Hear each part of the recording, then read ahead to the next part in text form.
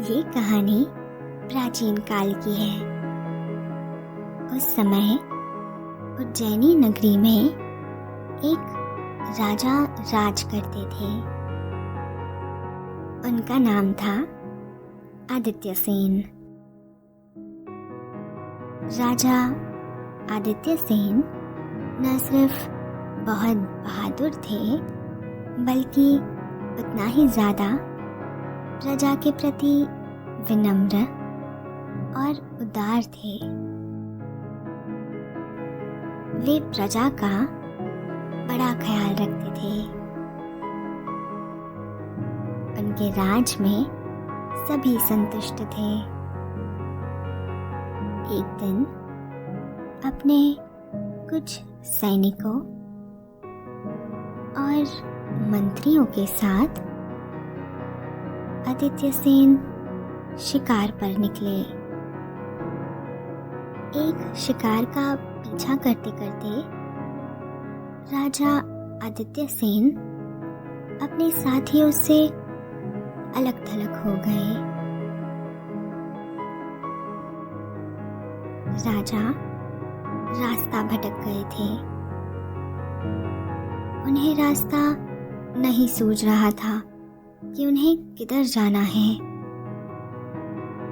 राजा आदित्य सेन का बुरा हाल था।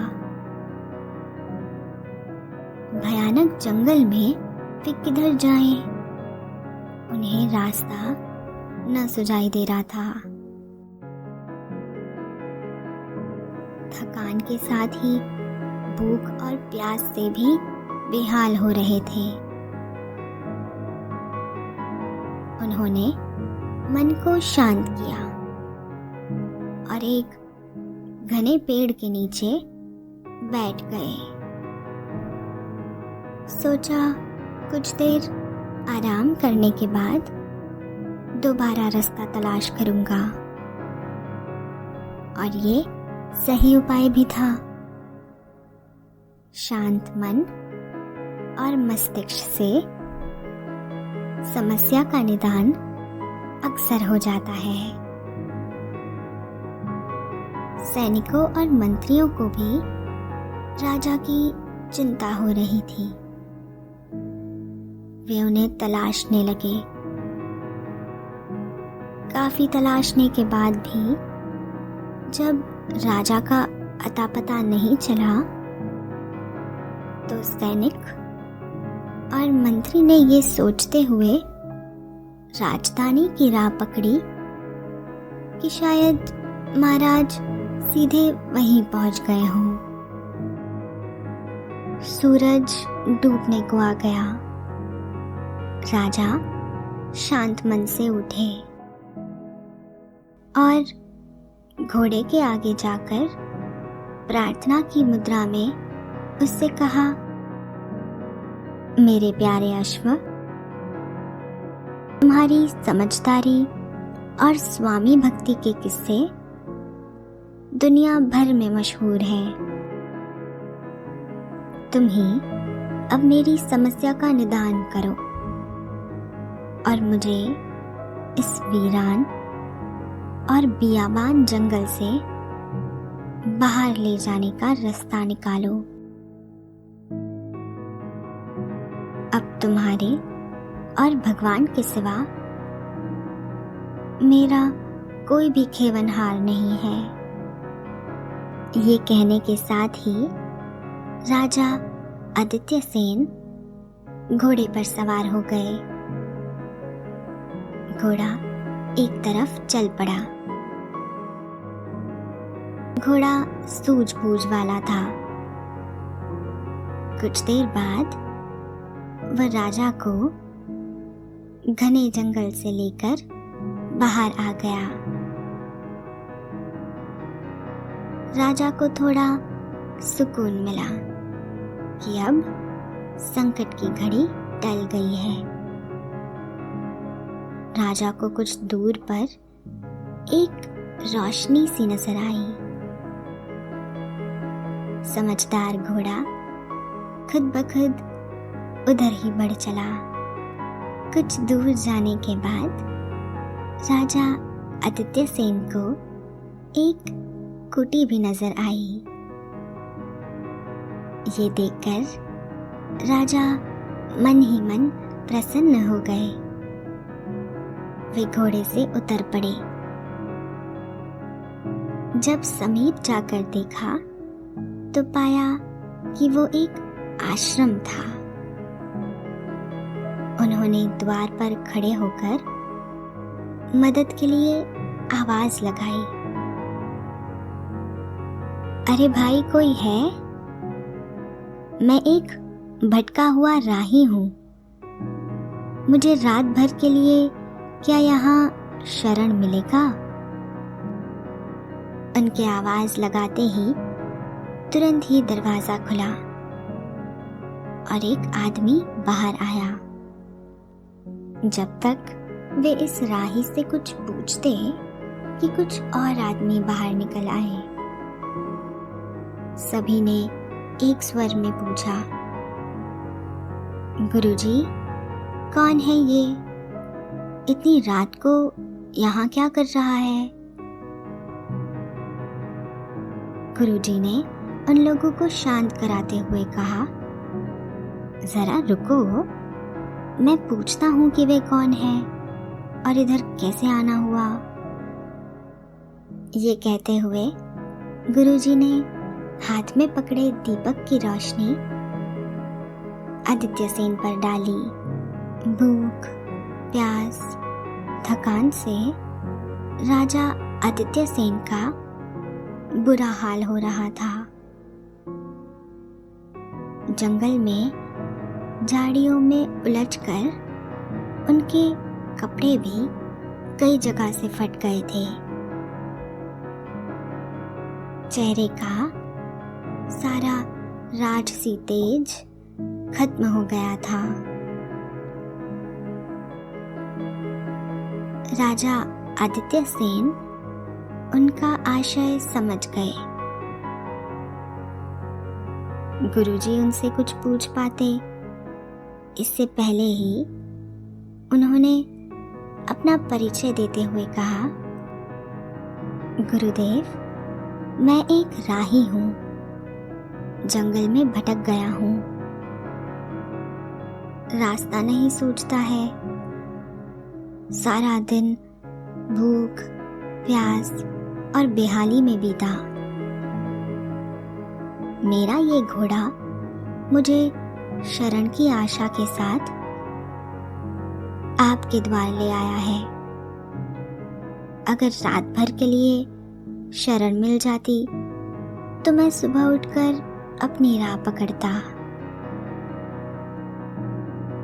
जाने क्यों आदित्य सेन ने अपने राजा होने की बात छुपा ली थी।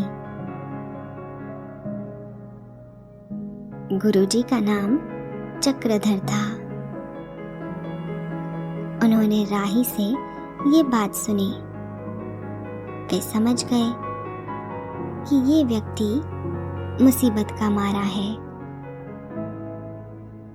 इसे शरण देना उनका नैतिक कर्तव्य है। उन्होंने कहा, अतिथि तो हमारे लिए भगवान जैसा होता है।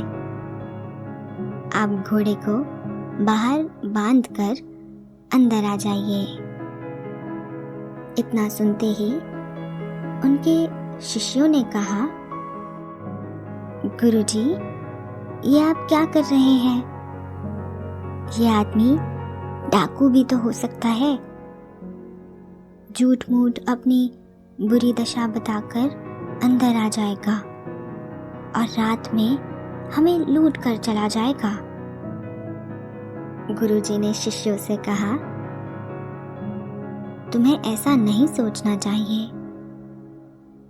हमारे इस आश्रम में ऐसा है ही क्या जो ये लूट कर ले जाएगा। राहगीर की मदद करना हमारा कर्तव्य है। हमें अपने फर्ज से किसी भी हाल में विमुख नहीं होना चाहिए। फिर भी अगर तुम्हें शक है तो तुम सब जाकर सो जाओ मैं जाकर यहाँ पहरा देता रहूंगा। गुरुजी ने आदित्य सेन को पानी दिया और मुंह हाथ धोने के लिए कहा। आदित्य सेन ने मुंह हाथ साफ किए। इसके बाद गुरुजी ने उन्हें भोजन और पीने के लिए पानी दिया। गुरुजी ने उनके घोड़े को चारा भी दिया। जब आदित्य सेन भोजन कर चुके तो गुरुजी ने उनसे कहा, अब आप निश्चिंत होकर सो जाइए। आपको यहाँ कोई कष्ट नहीं होगा। सुबह की बेला में आप जहाँ जाना चाहे चले जाइएगा। राजा आदित्य सेन बिस्तर पर लेट गए। वे लेटकर सोचने लगे, समय बड़ा ही बलवान होता है। वो कब किसको किस दशा में डाल दे, इसका पहले से कुछ भी अंदाजा नहीं होता है। मैं प्रजा का दिल से ख्याल रखने वाला हूँ, राजा हूँ।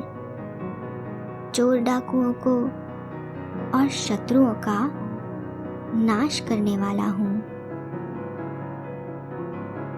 कहीं मैं ही चोर या डाकू तो नहीं, इस भय से गुरुजी रात भर जागकर अपने शिष्यों की रक्षा कर रहे हैं।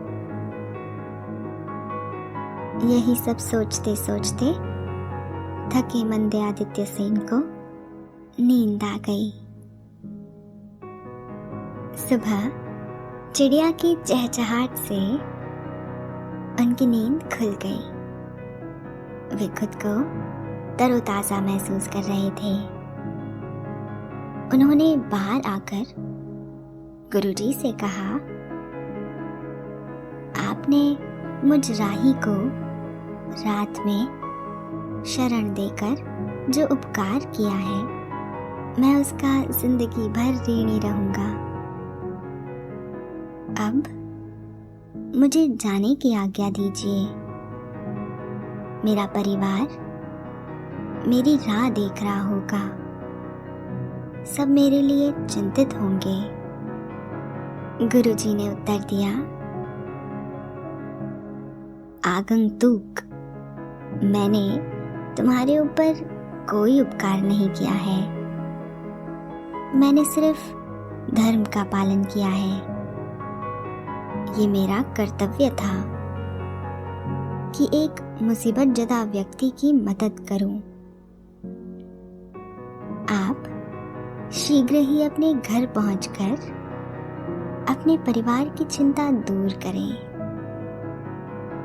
महाराज ने नगर जाने का रास्ता पूछा और आश्रम से विदा लेकर महल की तरफ चल दिए।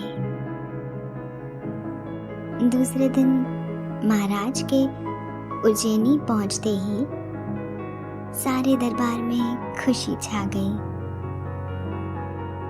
राजा ने आश्रम के प्रसंग की किसी से भी चर्चा नहीं की और वे राजकाज में व्यस्त हो गए। ऋषि चक्रधर का ये आश्रम उज्जैनी राज्य में ही था। राजा आदित्य सेन ने एक दिन अपने एक सामंत से कहा, अमुक वन में चक्रधर नाम के एक ऋषि का आश्रम है। उस आश्रम में वे अपने कुछ शिष्यों के साथ रहते हैं। वहां जाकर उन्हें संदेश दो कि महाराज ने आपको बुलाया है। दूत ने जाकर ऋषि चक्रधर को जब ये संदेश सुनाया तब चक्रधर को इस आमंत्रण का कोई कारण समझ नहीं आया। उन्होंने सोचा, राजाज्ञा का पालन प्रजा का कर्तव्य है। इसलिए दरबार में चक्रधर उपस्थित हुए। महाराज ने उन्हें तत्काल पहचान लिया, पर चक्रधर ये नहीं पहचान सके कि यही आदमी कुछ दिन पहले रात भर के लिए मेरे आश्रम में रह चुका है। महाराज ने ऋषि चक्रधर से पूछा, गुरुजी, आपके आश्रम में कितने लोग हैं और आपके आश्रम का खर्चा कैसे चलता है? ऋषि चक्रधर ने विनयपूर्वक कहा, महाराज, 7-8 शिष्य मेरे साथ आश्रम में हैं। सब दिन में भिक्षा मांगकर अपना निर्वाह करते हैं। आपके इस धन धान्य संपन्न राज्य में भिक्षा प्राप्त होने में कभी कोई कठिनाई नहीं आती। कभी कोई अतिथि भूखा आ जाए तो उसकी भी सेवा का अवसर मिल जाता है। आपके राज्य में हमें कोई कष्ट नहीं है। महाराज ने ऋषि की पूरी बात सुनने के बाद कहा, ठीक है, अब से आप सबको रोज भिक्षा मांगने का कष्ट उठाने की कोई जरूरत नहीं है। मैं आपके आश्रम को 5 गांव दान में देता हूँ। उसकी आमदनी से आपके आश्रम का सारा खर्च चलेगा। अपने शिष्यों की तरफ से निश्चिंत होकर अब आप हमारे दरबार में ही रहिए। अचानक हुई महाराज की इस कृपा का रहस्य ऋषि चक्रधर को पता नहीं चल पाया। ऋषि चक्रधर दरबार में रहने लगे। दूसरी तरफ आश्रम वासियों को गांवों की आय होने से भिक्षा मांगने से छुट्टी मिल गई थी। बिना मेहनत किए आराम से खूब धन संपत्ति मिलने पर आश्रम के शिष्य उद्दंड और विलासी हो चले थे। कुछ दिनों बाद हालत ये हुई कि धन संपत्ति के बंटवारे को लेकर वे आपस में लड़ने झगड़ने भी लग गए। एक दिन ऋषि चक्रधर ने राजा आदित्य सेन से कहा, महाराज, आज्ञा दे तो एक बार जाकर मैं अपने आश्रम की दशा देख आऊं। अपने शिष्यों को देखकर मुझे खुशी होगी। राजा आदित्य सेन ने उन्हें जाने की आज्ञा दे दी। ऋषि चक्रधर जब आश्रम पहुंचे तो उनके शिष्यों को उनका वहां आना बुरा लग गया। उन लोगों ने सोचा कि गुरुजी भी हमारी आमदनी में हिस्सा बांटने आ गए हैं। धन संपत्ति को लेकर उनकी आपस की लड़ाई देखकर ऋषि चक्रधर को बहुत दुख पहुंचा। उन्होंने अपने शिष्यों को बुलाया और उन्हें समझाते हुए कहा, तुम सब आपस में अपना एक मुखिया चुन लो। उसकी सलाह से सब मिलजुल कर काम करो। इस तरह से आपस में लड़ाई झगड़े से बचकर कुछ परोपकार का काम भी किया करो। अब वे लोग भिक्षा मांगने वाले तो थे नहीं। कोई किसी को मुखिया मानने को तैयार ही नहीं हुआ। आखिर में उनसे निराश होकर ऋषि चक्रधर वापस दरबार में आ गए। राजा आदित्य सेन ने महसूस किया कि जब से ऋषि चक्रधर आश्रम से लौटकर आए हैं, वे कुछ उदास और दुखी रहते हैं। राजा ने एक दिन एकांत में उनके दुख और उदासी का कारण पूछा। ऋषि चक्रधर ने उन्हें सारी बातें सच सच बता दी। पूरी बात सुनने के बाद राजा आदित्य सेन ने कहा, गुरुजी, आप दोबारा आश्रम में जाइए। मैं पता कराऊंगा कि ऐसी स्थिति क्यों कर आई है। चक्रधर फिर आश्रम में आ गए। एक दिन आदित्य सेन ने एक भिक्षुक का भेष धरा और आश्रम में आ गए। भिक्षा के नाम पर आश्रम वासियों ने फटकारते हुए कहा, भाग जाओ यहाँ से, भिक्षा मंगे कहीं के, तुम्हें कोई भिक्षा नहीं मिलेगी। ऋषि चक्रधर ने ये सब कुछ अपनी आंखों से देखा, लेकिन तत्काल कुछ कह नहीं सके। भिखारी जब फिर भी न हटा तो एक आश्रमवासी उसे मारने के लिए दौड़ा। तभी अचानक भिखारी ने अपना ऊपरी फटा चिट्टा कपड़ा उतार फेंका।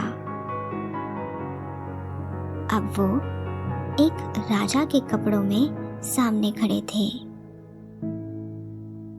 राजा को देखकर शिष्य घबरा गया और वहीं ठिठक कर रुक गया, मानो मूर्ति बन गया हो।